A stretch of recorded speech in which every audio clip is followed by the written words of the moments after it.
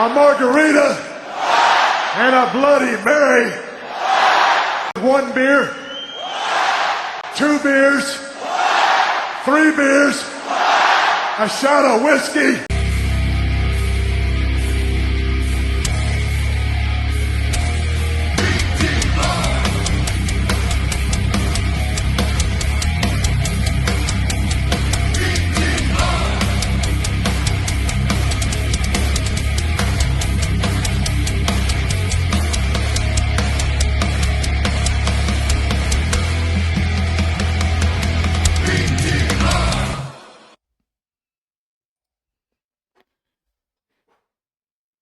Welcome to another Beyond the Ropes episode. Today, we're discussing a little bit of AEW Revolution. But before all that, I'm Randy, aka Randizzle. To my left is, well, who is it? Retro Relapse, baby. My name is Fernando, and welcome to another Thursday episode live on Twitch, played back on all the socials and everywhere else you catch your podcast, video cast, and all that good stuff. But we're here to talk about wrestling. And before we get into it, go ahead and hit a hidden blade on that follow and subscribe button. You know, a little nod to Osprey and for this coming up pay-per-view. But you can catch us on Instagram, Twitch, Spotify, iTunes, Apple Podcasts, Amazon Music at Beyond the Ropes Pod. Go on there, share, like, subscribe, comment, tell us what you think. Give us some comments on our old videos, and just come check out what we're doing, the live shows we're attending, any pay-per-views we're watching, our feedback on what's going on. So what is going on today, Fernando? You know, I'm gonna drop something on you. Okay. Not knowing if you know this or not. You mentioned Amazon.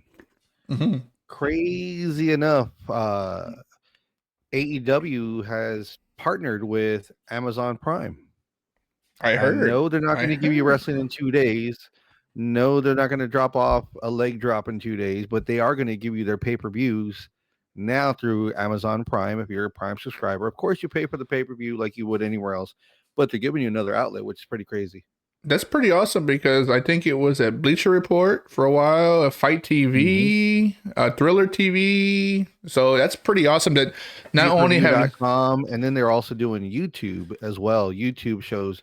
That's how I've been watching it. I'll pay for it on YouTube, but Bleacher Report, for whatever reason, I guess they couldn't hold the amount of subscribers and people that were paying for the pay-per-view that they needed to find new outlets. Because I could tell you from personal experience, it sucked.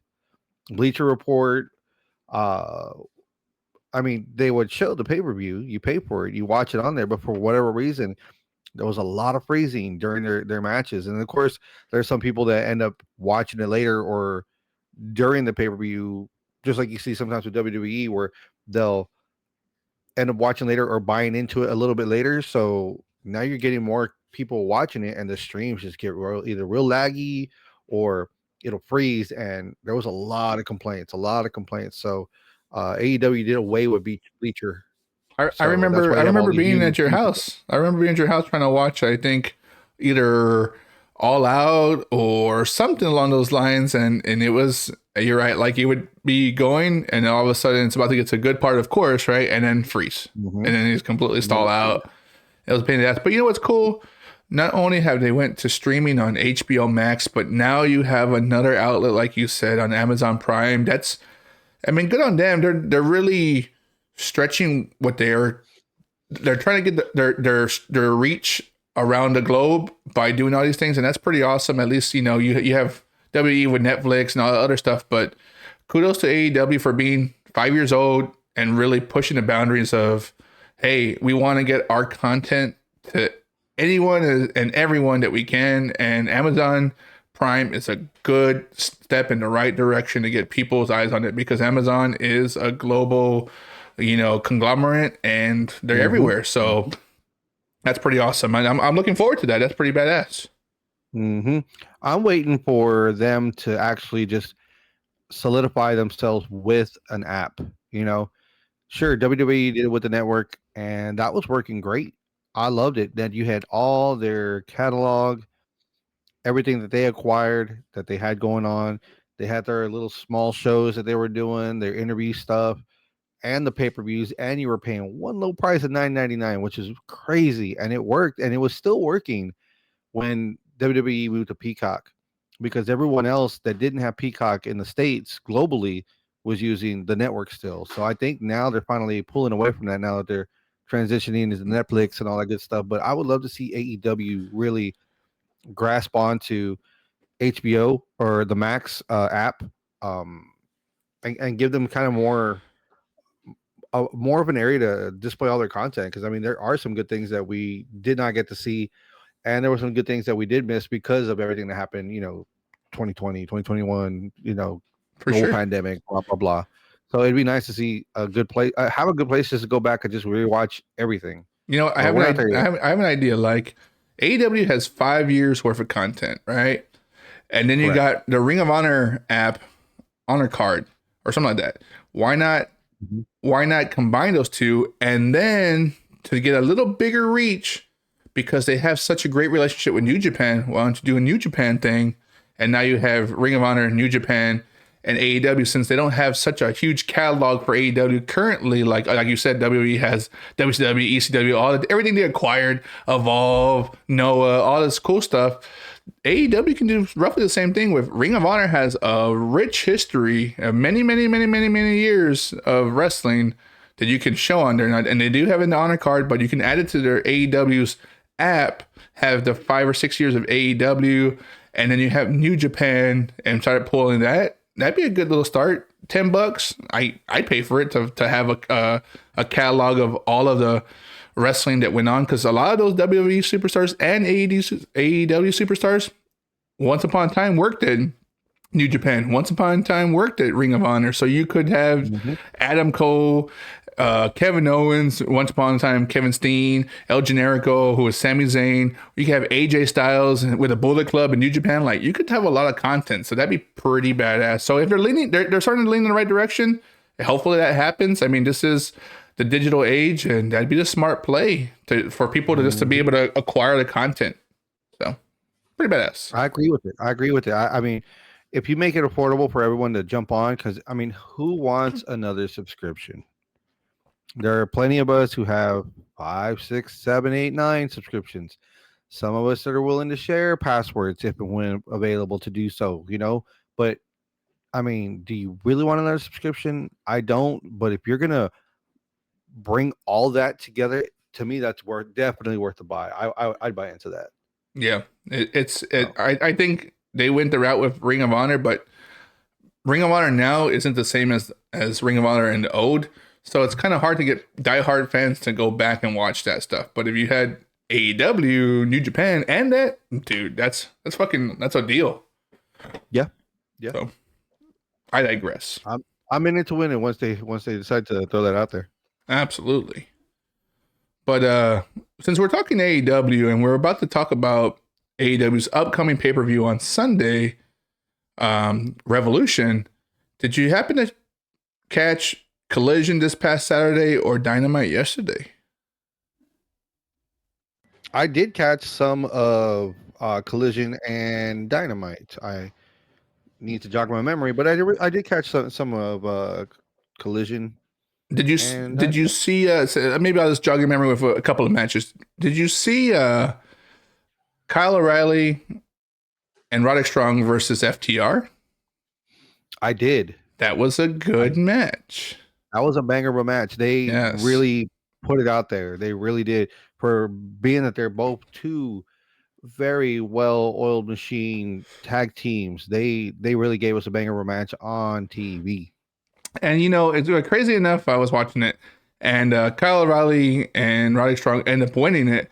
But initially, FTR did win when the ref he didn't see that Kyle O'Reilly had his foot on the rope, and Mhm. Dax and Cash didn't want to win that way, so they had them restart the match, and then Undisputed Kingdom ended up getting the win.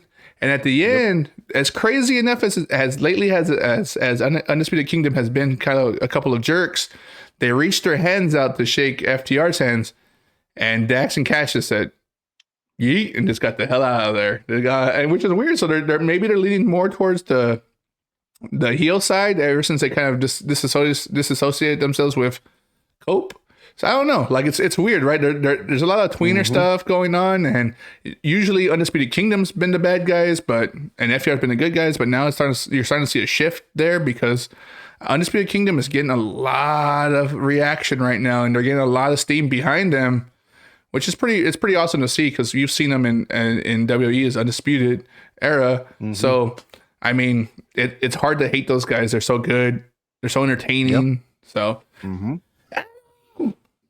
I'm waiting to see how they're gonna change things or turn things, because watching some of Dynamite and checking out some of the clips that I didn't get to watch the whole show, Cope is really piecing apart Mox's group, the Death Riders, Riders right now. Yeah. So it's only of a matter of time, I believe, that they're gonna strip the trios tag team champions. That just sounds weird. The trios championships. Yeah, that sounds wrong. The trios championships will come off of them, be showcased somewhere else. And who am I to say that the one who's well deserving, if Adam Cole doesn't win the TNT championship, he did it. Would be. Oh, that's right. Oh, isn't he fighting for a belt this weekend? No, he's not. No, he fought Danny Garcia for a TNT championship also on Collision a little bit after. That's right. It was also a good match, but I forgot those guys' names with Lee Moriarty and whatever they're called, a conglomerate. Not the conglomerate. They're called something. Shane Taylor Productions. And they initially had fought. Shane Taylor Productions guys had fought with Lee Moriarty like right before, and then Adam came out as they were walking out, and I think Shane Taylor Productions team felt disrespected. They did. They and Adam Cole and Danny Garcia were having a good match. Like it's finally good to see Danny Garcia defend the belt again. It's been a while, but he's defended it a couple of times so far since he's won it, and it was going back and forth, and it was like one of those.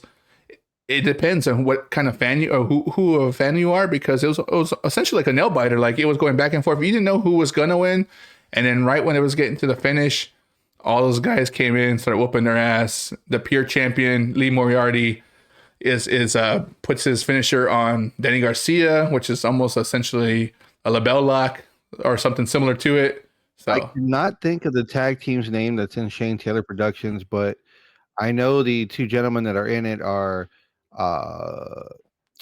Captain Sean Dean and then Charlie Bravo. They're good, dude. I saw them live. They're both ex-military people. I saw them live actually when they AEW did a Texas tour. They're really good. They're really good. Like they remind me of Street Profits, but a little more clean so far. Like their movesets are a little more cohesive. So, but nonetheless, I'm interested to see if maybe Adam Cole and Danny Garcia team up to go against them, or they put the Ring of Honor Pure Champion versus the TNT Champion. That would be.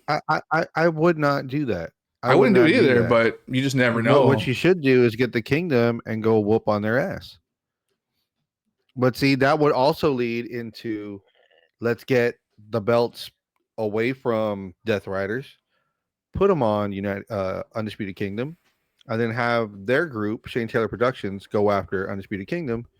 And that I think that would work a little bit better, because you have something they're fighting for, which is a championship, compared to just let me tag with my my enemy that I was trying to win his belt off of and go fight them. To me, it's like it's kind of weak. Well, I think they might do that first, but Danny Garcia is a champion, so he might end up fighting Lee Moriarty for one of those championships, and then they have Undisputed Kingdom fight Shane Taylor Productions. You know what I'm saying? Like that's the way you can do it, because there's three of those guys, and then there's Lee Moriarty, and then you got Danny Garcia. You can do what AEW likes to do on a Collision night and do a trios three-way match with Undisputed Kingdom, Shane Taylor Productions, and Daniel Garcia with Cool Hand Ange and Daddy Daddy Magic. Magic.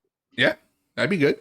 That'd be fun to see, and that'd be a really good match to kind of start off a Collision Saturday night, come out hot, let that be an opening match, or even the main event. So good. Nice.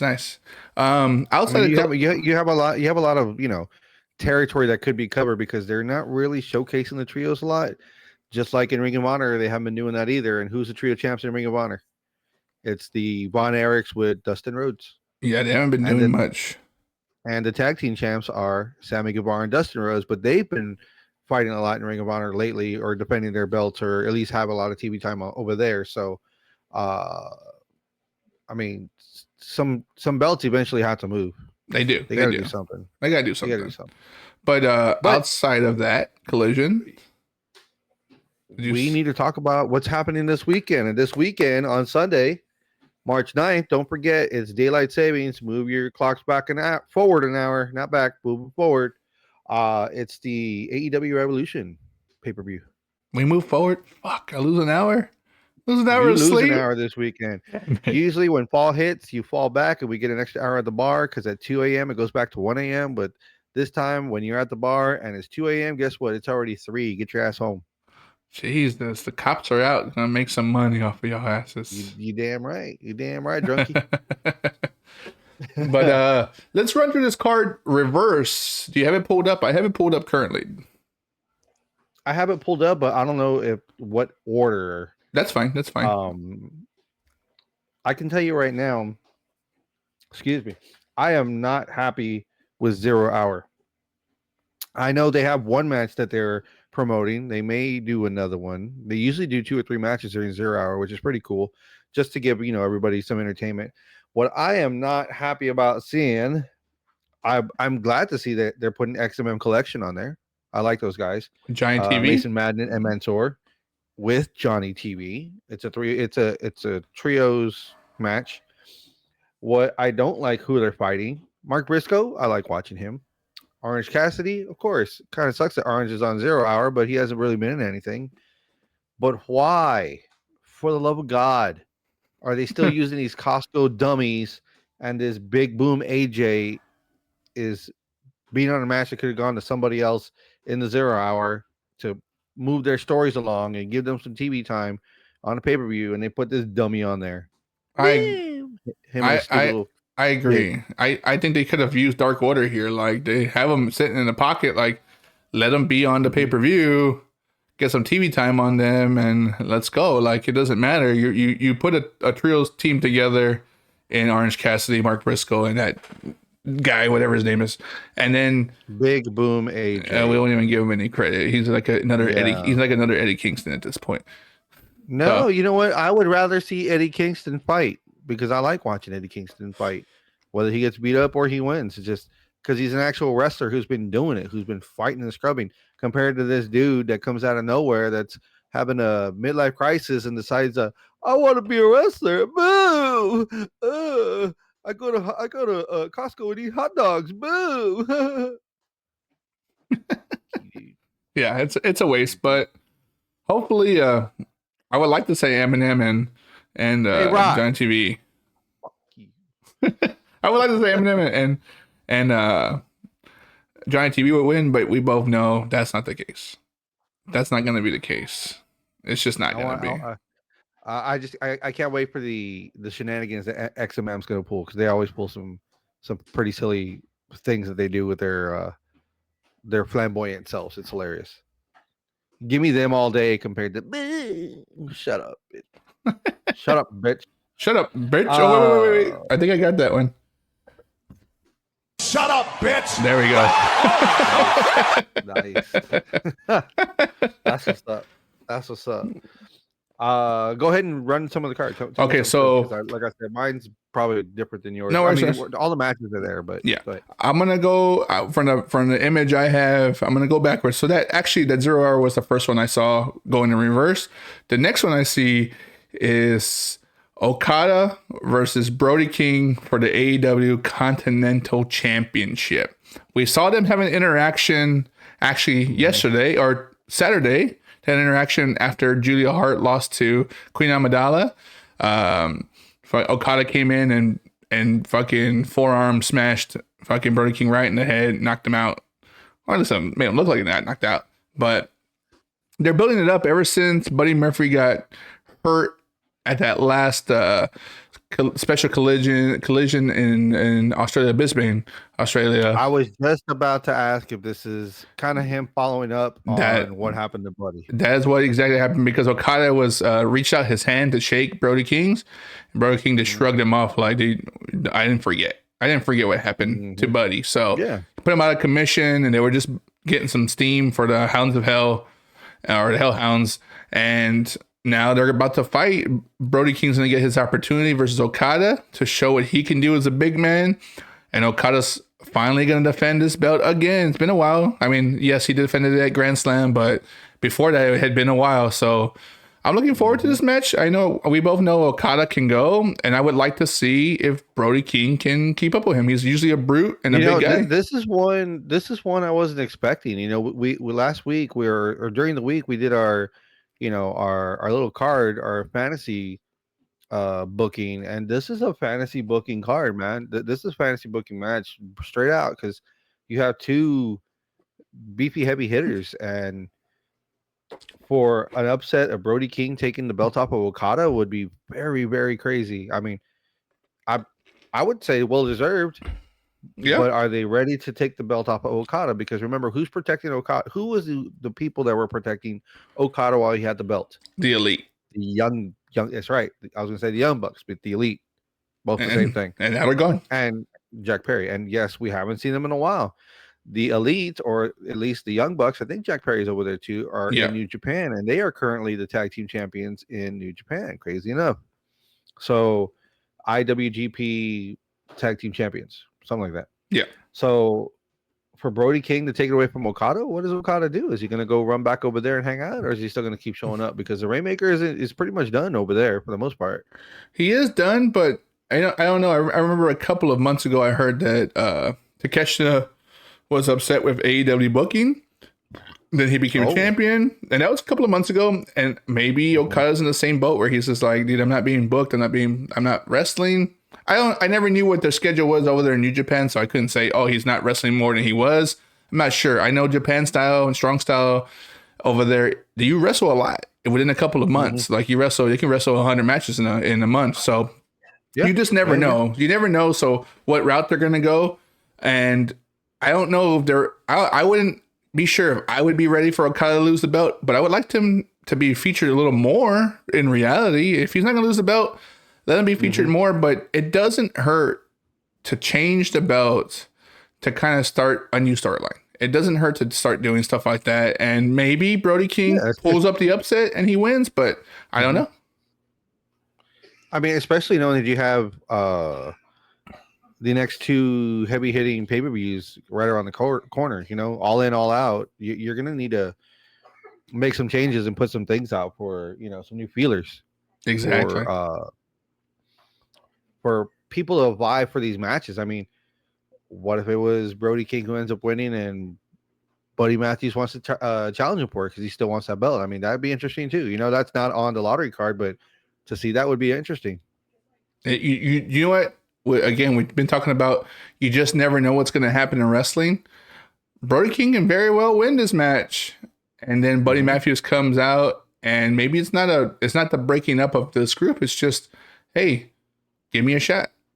Give me a shot. Like it doesn't hurt to be friends and fight. Like you've seen it throughout the ages where even though you might be good friends, people still want to be on top and hold that belt. It doesn't hurt to have that. So you're damn right. Regardless, I'm actually looking forward to that match. Even though it's a short build up, there's a little bit history behind it because of Buddy Matthews and all that good stuff. So hey, you just never know. So you never know. The next match I have here is Swerve Strickland versus Ricochet.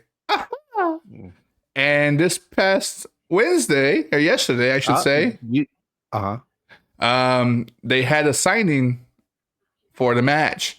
And of course, you have Prince Nana, who wants his robe back, the prestige robe from Ring of Honor for his little group. And right now, Ricochet is currently holding it, and him and Swerve have some beef that has been built up for years and years and years. They have a history, and when they were doing the signing, it looked like Ricochet was about to stab Swerve Strickland in the head with scissors. Swerve Strickland stopped his hand, reached into his pocket, busted out his pair of scissors, and then boinked him on the head, made him bleed. So, I'm thinking. Well, before you continue, you forgot to explain why are they having a signing contract? Because why would you go to, if you know they're going to fight? Why would you have a contract signing? What are they signing for? I forgot. So they are, whoever, Tony Khan made the match. Whoever wins gets a shot at the AEW World Heavyweight Championship, which is a big deal because you know what? I will say this: Swerve was a previous champion. Ricochet has been vying since WWE. He moved for opportunities, and now he has a character, and he wants the opportunity to at least go for a championship. And I'm actually, although I like Swerve Strickland, I'm actually rooting for Ricochet. Bring that one back, because, you never know what Ricochet is going to do. And Ricochet's been doing a lot of things, but you don't forget that Ricochet is holding that rope. And Ricochet has a win over Swerve Strickland, the last win. Yes, So he does.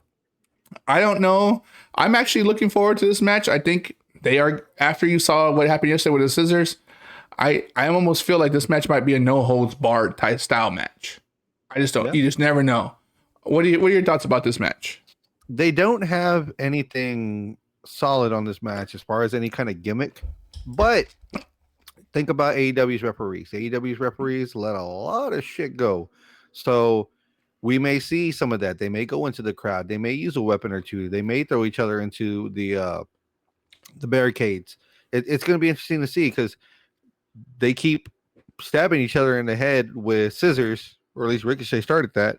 So it's going to be nice. It's going to be crazy to see that if they're going to, what kind of violence they will bring into this match. Because knowing that this is the number one contendership on the line of who's next in line for the championship, I'm pretty sure they're both hungry for it. But one thing that we do forget, or at least it's not set out there, because if we look at the card, there's nothing said about the most daunting father figure in AEW, Mr. Christian Cage, who's holding on to a contract to fight for the championship.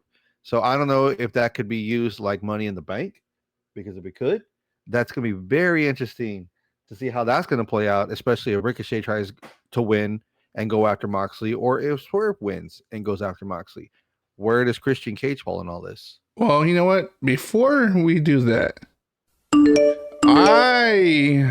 since you brought it up, I have what I want to call this little segment, the Stone Cold Truth.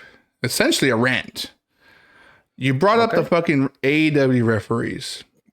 I am fucking tired of AEW referees. Like the wrestlers aren't protecting them, and they're doing such a shit job, man. Like, I watched the match, and it brought it up when you brought the referees up. I watched the match on Collision where Swerve Strickland fought a guy from New Japan. Aubrey Edwards is the referee, and the guy's trying to do a move, and Aubrey Edwards is right in his fucking way. You have a 20-by-20 ring, and she's right in the way when he's trying to run the ropes, and it completely fucked up this move. One.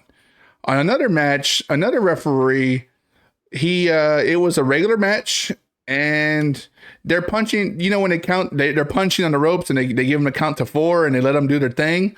No.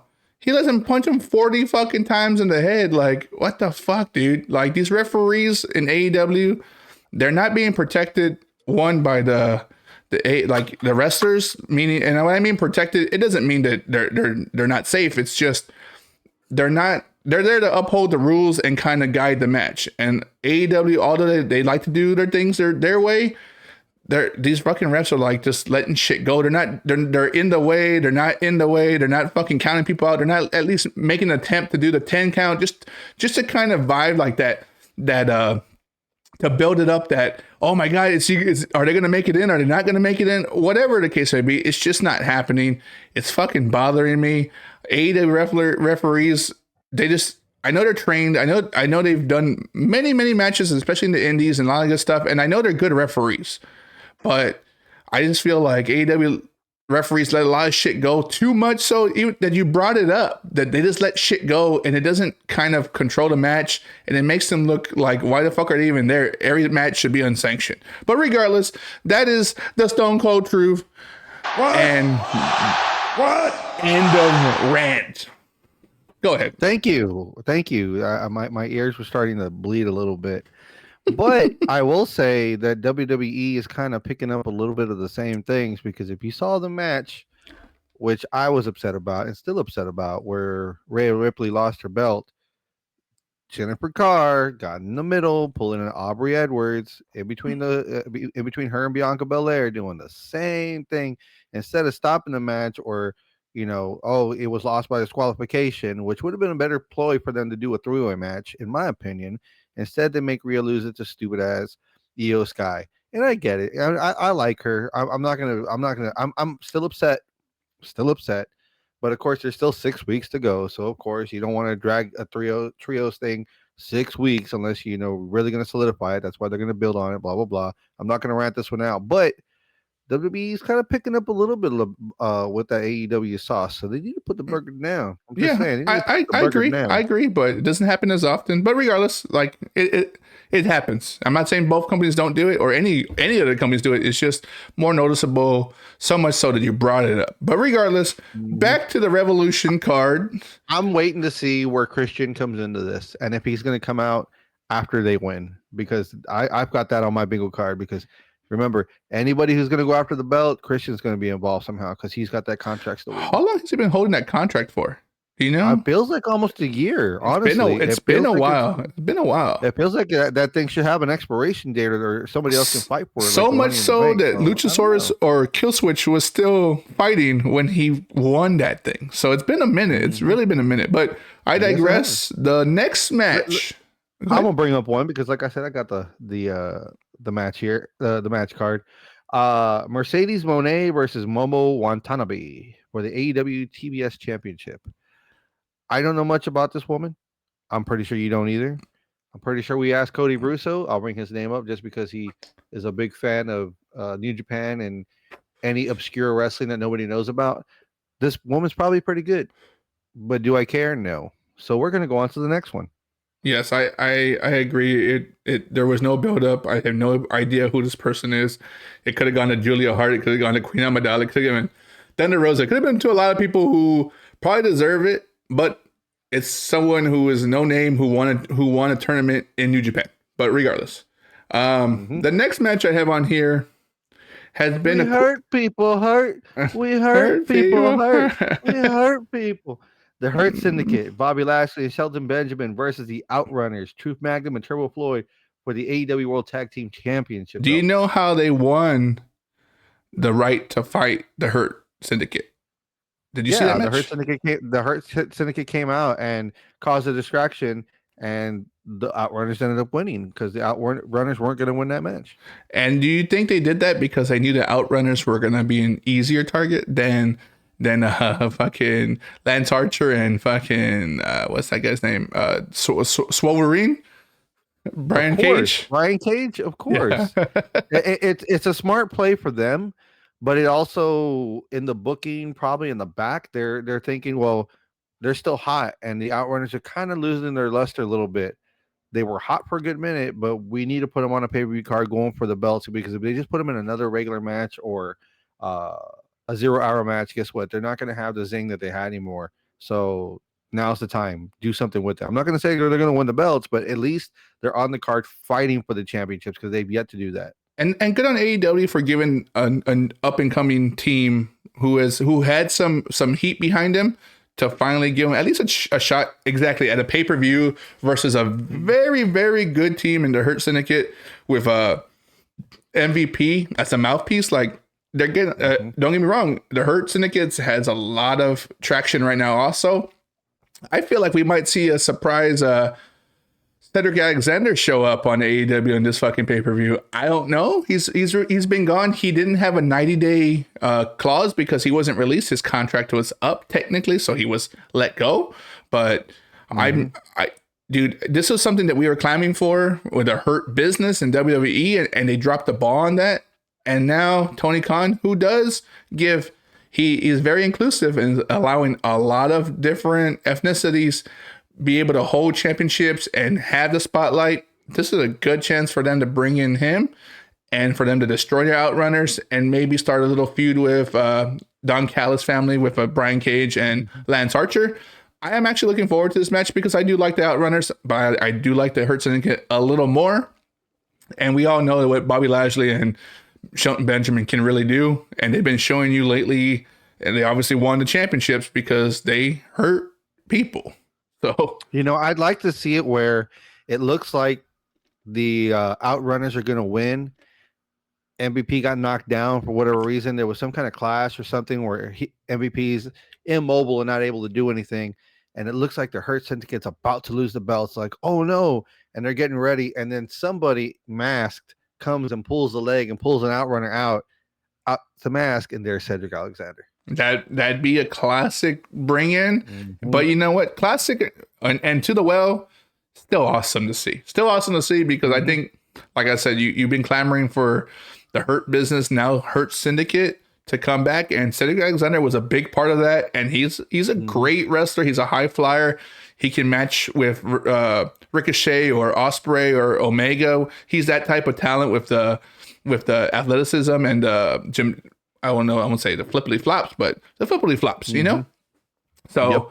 I'm actually looking forward to this match. I'm glad that AEW is giving the Outrunners an opportunity.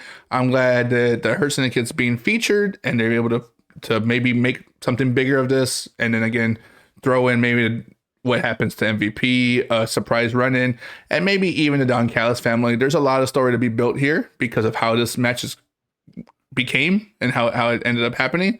So I'm looking forward to that one.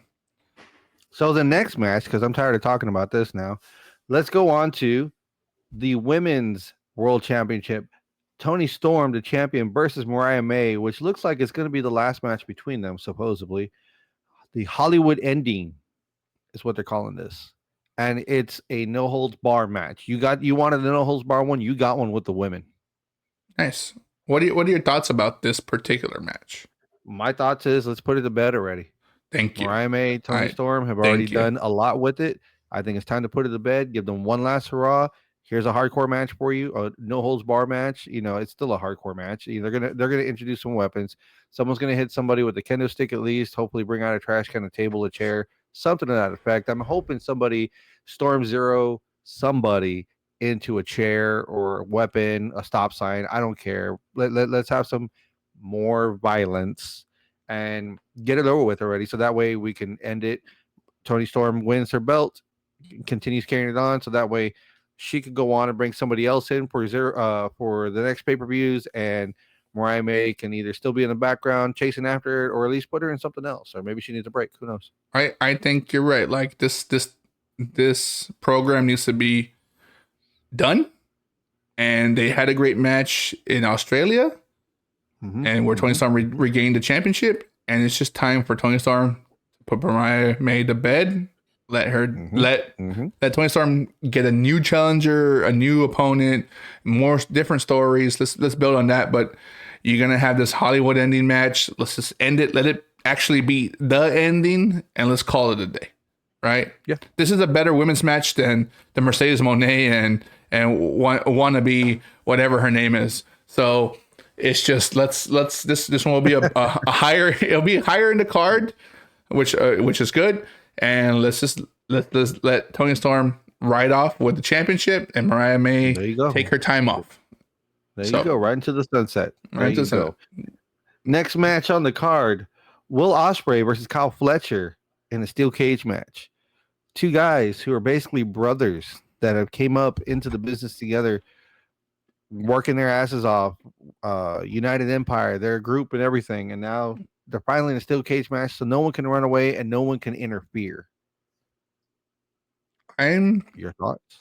I'm pretty excited for this match because we all know what Will Ospreay can do, and I'm not going to talk about him actually in this part of my segment. Is Kyle Fletcher? He's grown a lot since he's shown up in AEW. He has bulked the fuck up. He is big. Yep. He is burly. You know he can go. He's willing to take it to those levels where last time we saw him, he did a pile driver onto the stairs with Will Ospreay. Like the beauty is, like you said, they grew up. They grew up into the business. You know, pretty much at the same time. We're in a team. And they know each other. So just like you say about Sami Zayn and Kevin Owens, where that story will never end, back and forth, back and forth, back and forth, frenemies, enemies, whatever, best friends, whatever. This is exactly what they are.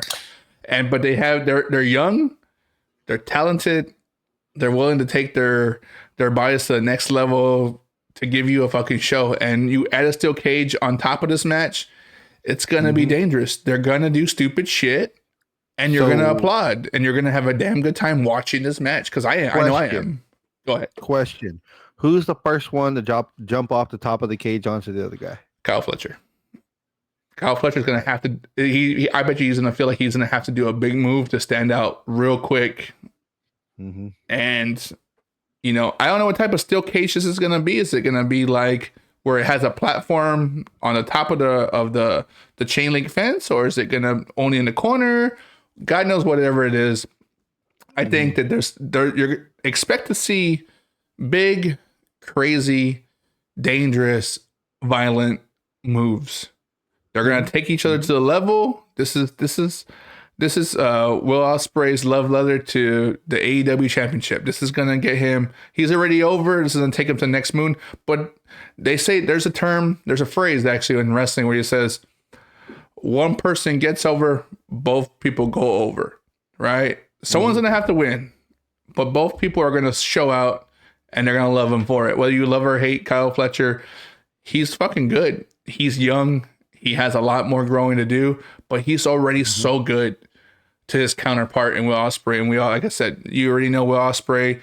If you ever watched any type of wrestling or even heard about wrestling, I'm pretty sure you heard about Will Ospreay and the crazy shit he can do. I'm looking forward to this match. What do you think? Yep. I think it's time to talk about the next one, but I'll put my money on Ospreay that he's going to go on for bigger things, but not to count Kyle Fletcher out, that he's going to be doing some other stuff. But you already know you'll have the Don Callis family surrounding the cage, trying to mess with things, but we'll see. We'll see. It's going to be crazy. MJF versus Hangman Adam Page. What are your thoughts on this?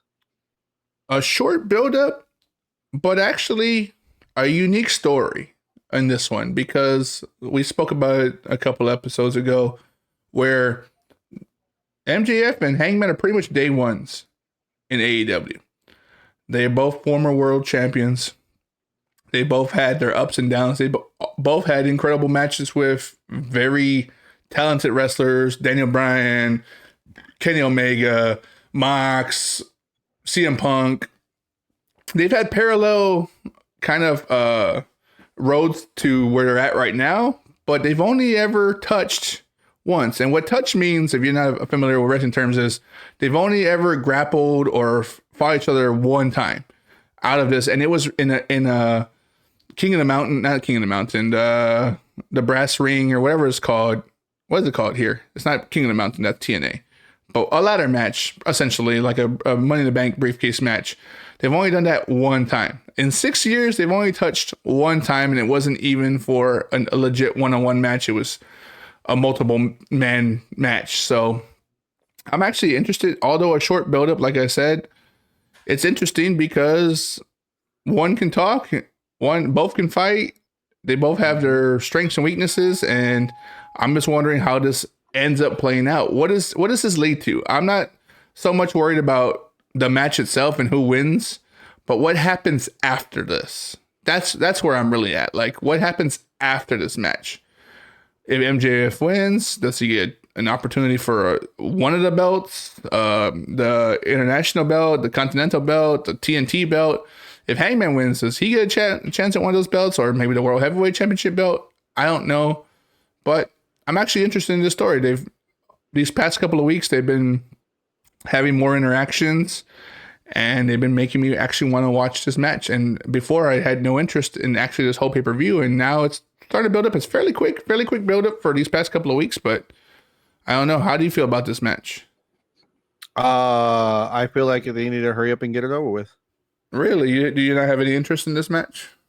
I don't. I like MJF. I like Hammond, Adam Page. Do I see it going? You know, a good while. They're gonna pull their usual stuff, and that's cool. But I don't know. I'm not invested in this one, and to me, the build up's been they're yelling at each other, same old cliches back and forth of what they can and what they can't do. But what are they really fighting for? They have nothing going on. Nothing. So They're not fighting for an opportunity. They're not fighting for a championship. That's what I'm saying. It's a little weird. It's an interesting build up, but mhm. I can Not see really. your side.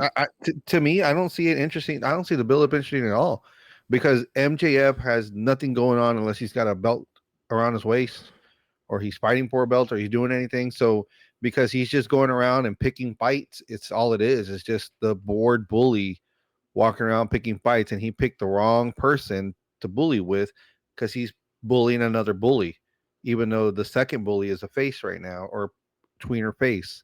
So what are you getting? You're not getting anything. You sometimes you might have a little more fun rubbing two fucking pennies together and putting a little I don't know, put a little gunpowder in the middle of them or some, firework dust and just watch it spark because it's not going to do anything. It's really not going to do anything for either one of them. Honestly, it's kind of a waste of a match on the card. MJF could Interesting. fight somebody higher, but so could Hangman. Hangman could fight somebody higher in the card. And since they're both kind of plateaued in the middle of what's going on, it's kind of I well, I mean, what did he do? MJF beat up CD in the back with the blading. I mean, he beat him up. Oh, that's you beat terrible my that friend. they cut too soon and they showed him doing it. Mhm. That was Yes. poor timing on the cameraman and AEW. Poor Yeah. timing. Exactly. So you're not doing anything that's amazing right now. That's oh my god, I have to watch this match. If there was 3 matches on the card, this is the one to watch. It's not, dude. You've got a whole bunch of other ones that are. Actually, So let's get. that brings my point up. Like I feel like you said they had nothing to fight for, and they could have fought someone higher and up in the card. I would have much rather seen MJF versus Cope and Hangman versus Mox, or even vice versa. Actually, that would have worked either way, because I bring up this match, although it's not the last match in this card. As far as there's one more, I'm not interested in Cope versus John Mox for the championship, the AEW World Championship, which is not good. I'm interested in more of Mhm. these undercard matches, like the Hurt fucking business for a tag team. I'm more Mhm. interested in that than this Death Riders John Mox versus the Rated R Copeland, whatever. Mhm. It's just I'm not interested in that match. And if you're not interested in the MJF versus Hangman, and you wish that there was some kind of flip flop, that should have been the flip flop. MJF could Mhm. have been fighting for the belt. Hangman could have been fighting for the belt, and the other guy, Copeland or Mox, whoever it was, would have fought MJF or Hangman. It really could have been a lot better build up because they've never touched and they have interesting, unique So styles. knowing that you've brought that up and said that how you flip flop them out, Mm-hmm. do you think Strickland versus Ricochet is worth them having a number one contenders match?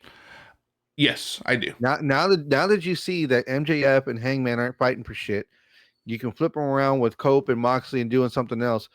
Are they deserving of a number one contendership, knowing that neither one of them have really wrestled too much after what they've been wrestling each other on the past few weeks? Actually, Should they be getting I a contender match? I do for like I guess there's a couple of reasons, but one big reason is it's something different. Yes, although Swerve Strickland has already been a champion, he hasn't been champion for a while.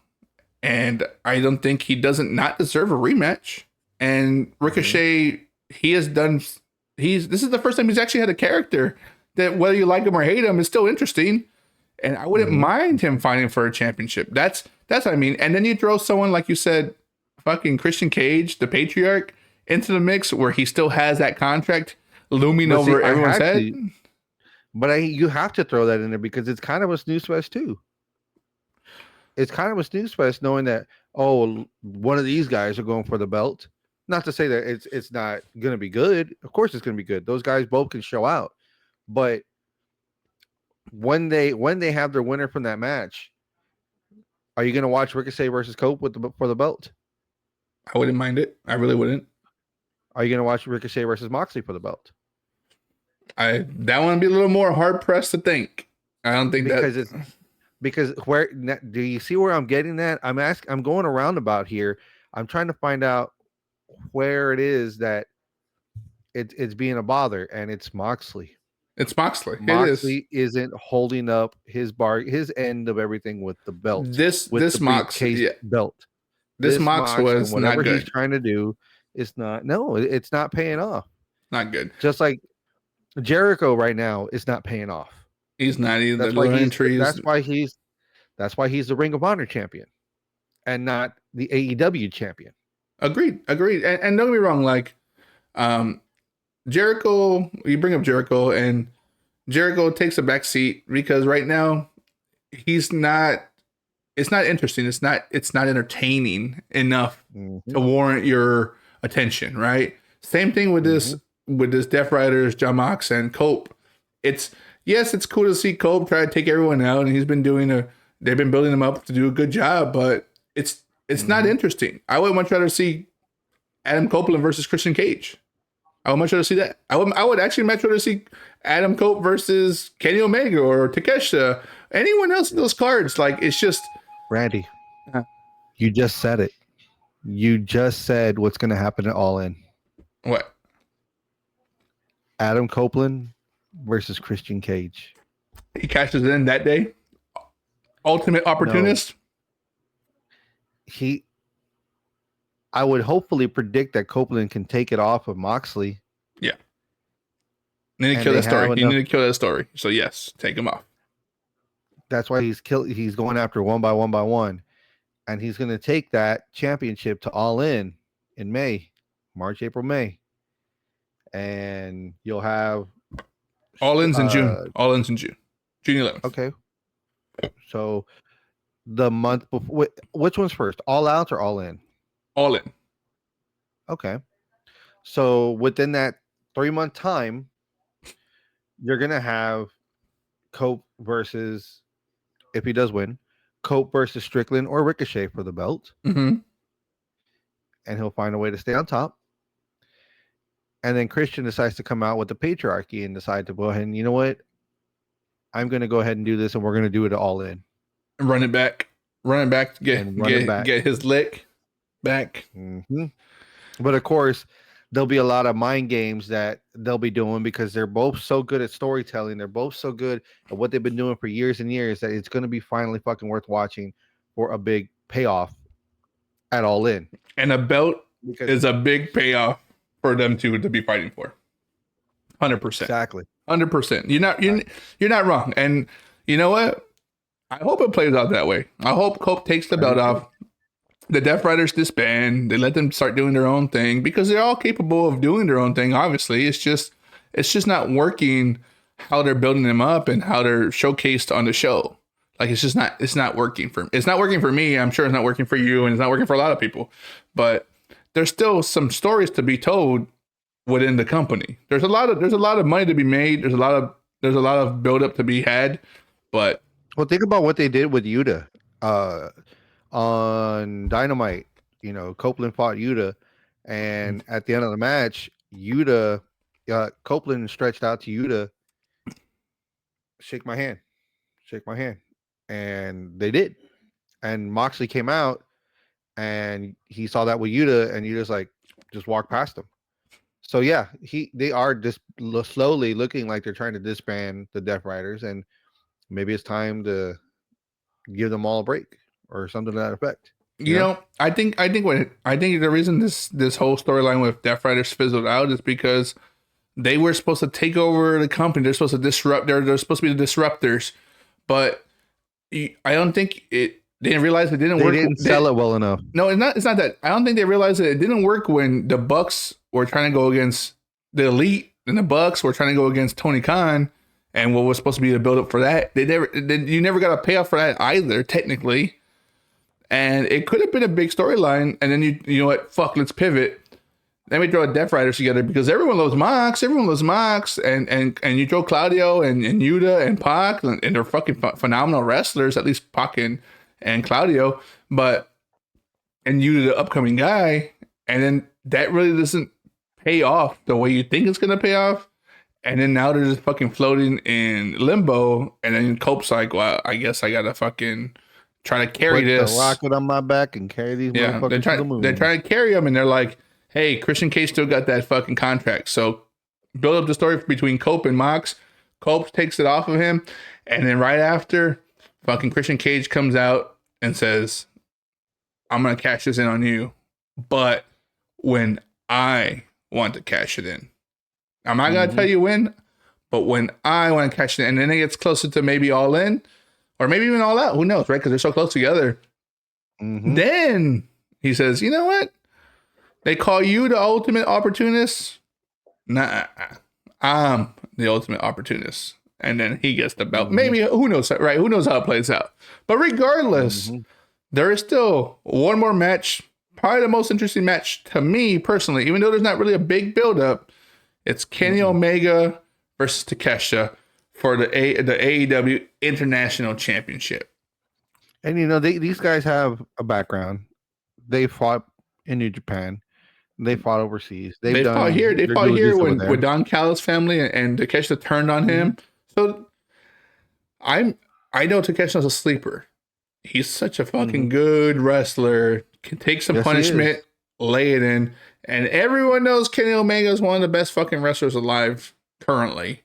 So you know they can go, this is gonna be a banger. This is gonna be for a belt, and you just don't know how it's gonna play out because Don Callis' family's been taking a lot of L's lately, and it doesn't hurt for them to take down the superstar in Kenny Omega to help at least give some traction to one of their guys who is currently holding the championship, which is Takeshita. I'm actually looking forward to this match. I know they can go. I'm hoping it. Kenny doesn't need a belt. He doesn't. He is the face of AEW. Just like other characters from the other companies that we've talked about. Like when we were talking about Chamber, how Cena nor Punk needed the belt to be relevant. Everybody else in that match did. So Kenny being a EVP, that's status enough, you know. You don't he doesn't need a belt, but would it hurt him to have it? Of course not. It would bring something to it because is he still the EVP? Because he's been saying he's not. He said on an interview on AEW, he said, I just want to wrestle. Finally, I'm not part of a group. I don't have the responsibility as an EVP. I don't know if that's storyline or he really just kind of stepped down. That's storyline because he's the one that's involved with the women's matches. His part was handling the women's matches and the wrestlers from overseas. Because why do you think we get that Watanabe lady that's coming in? That was Kenny. True. You're probably right. Any female Japanese wrestler that comes on the show is because of Kenny. But Tony Khan's also a mark for Japanese wrestlers, especially women wrestlers. I agree, but Tony Khan doesn't know Japanese. You know who knows Japanese? Kenny Omega. Kenny Omega handles a lot of that, and that's where it was since the beginning. Since the 5 years he's been doing it, he's the one that was booking or help booking and bringing those ladies over here so they could be showcased in AEW because that's what he wanted to help transition some of them to America so they can fight for us. But some of them ended up, doing like New Japan Strong, which is USA's version of New Japan. So, I don't know. That's just what I know, or from what I've read. The whole things when he does shoot interviews where he's saying that, I don't have to do this. No, he's very invested with that and the digital media as far as anything video game related for the company. So let me ask you a question. We ran through this card. There are 10 matches on this pay-per-view, right? 9 matches on the main pay-per-view, 1 on the 0 hour. Yep. Give me your top 2 that are you actually interested in? Your top 2, and I'll give you my top 2. Just the top 2 that you're interested in. The top 2 that I'm interested to see is Okada and Brody King for the Continental Championship, and Tony Storm and Mariah May. Okay. I am the Hollywood ending. I'm actually interested in the Hurt Syndicate versus the Outrunners because I'm curious to see what plays out in this scenario because there's a lot to go with it, and I'm interested on the steel cage match, Kyle Fletcher versus Will Ospreay. Those are the 2 matches I'm actually looking forward to. I am interested also in the Brody King and Okada and even the Swerve Strickland and Ricochet. But those two particular stand out in my brain that I don't want to miss those two. I don't want to miss the two I said because I mean they're phenomenal wrestlers, and there's a lot of story to be told, especially with the Hurt Syndicate. So I'm looking forward to that. I'm looking forward to the tag team division because that's what AEW. One of their biggest strong suits in AEW is they have a great tag team division. I just want to be showcased a little more, just a little more. Yeah, I think they have a way better tag team division than WWE, specifically Raw, but WWE in general. And I'm looking forward to that match. I want to see what comes of it. I want to see if there's some surprises or some run-ins or God knows what happens. So, but regardless, that is the AEW Revolution card. You know, we ran it down. We gave our prediction. We didn't give our predictions, but we gave our thoughts about the matches and what we didn't like or what we liked, or maybe what's just a piss break. No. Wait. We kind of did give our predictions, but you know what? We can run it real quick and just tell who we think is going to win. So, Hurt Syndicate versus Outrunners. Who's winning? Hurt Syndicate. I agree. Hurt Syndicate. I don't see Outrunners pulling a fast one on them. No. Okay. Okada versus Brody King for the Continental Championship. Okada's champ. Who's winning? Ooh, I'll go for Brody King. I want Brody King to win.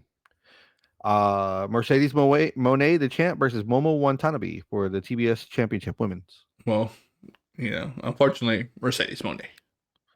I would like to see it on Monet so we can get somebody better. Exactly. Fighting against her.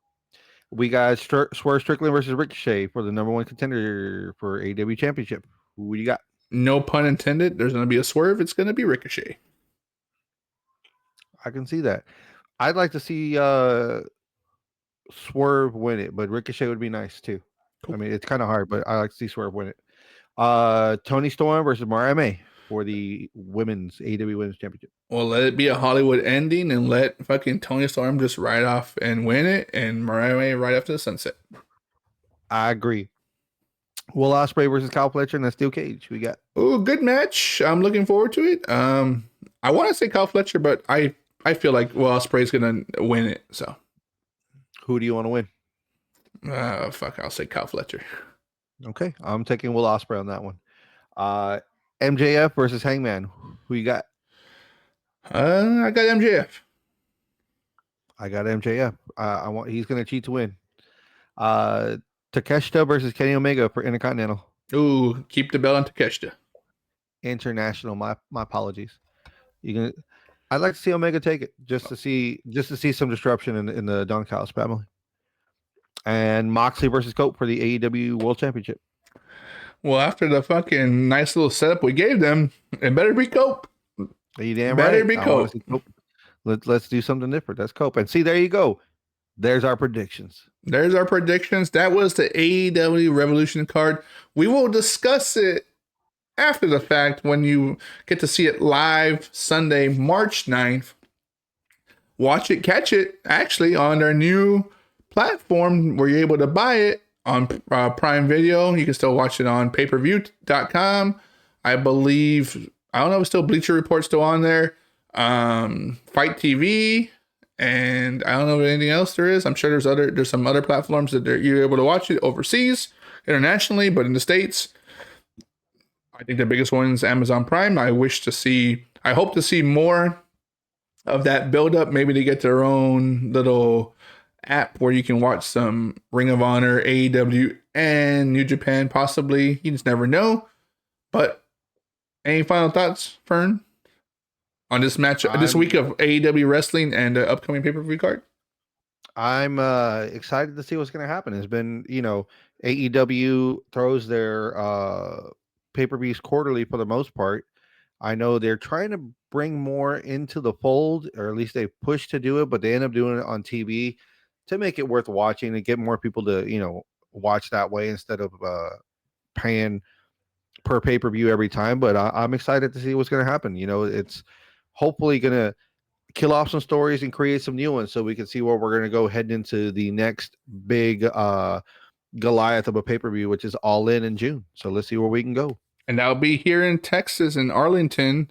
So it'll be a great, hopefully a great build up to that big Behemoth, their essential WrestleMania of the year for Beyond the Ropes. Again, don't forget to hit that one winged angel on that follow and subscribe button. Hit that little bell to get notifications when you upload new videos.